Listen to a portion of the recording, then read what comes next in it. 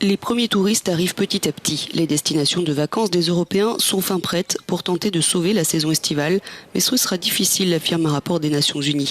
Les restrictions de voyage imposées par la pandémie pourraient en effet coûter jusqu'à 3,3 milliards de dollars à l'industrie mondiale du tourisme. Cela représenterait 4,2% du PIB mondial.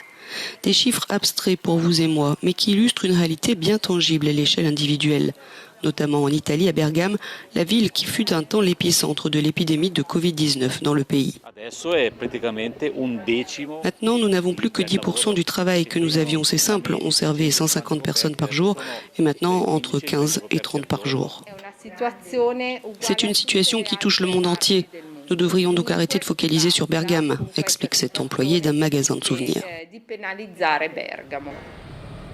Encourager la venue de touristes, redonner et retrouver confiance n'est pas simple.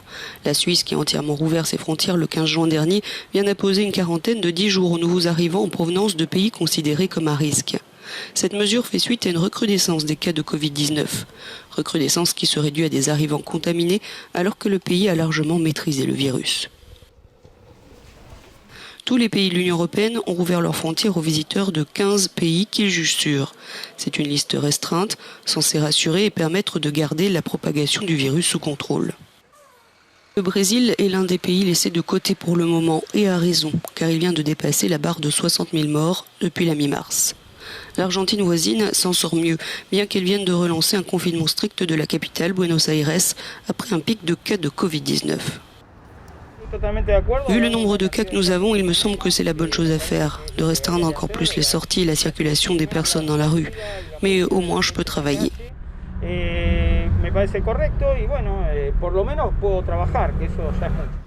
Plus de 2 millions de permis de circulation ont dû être renouvelés pour les travailleurs exerçant des activités essentielles.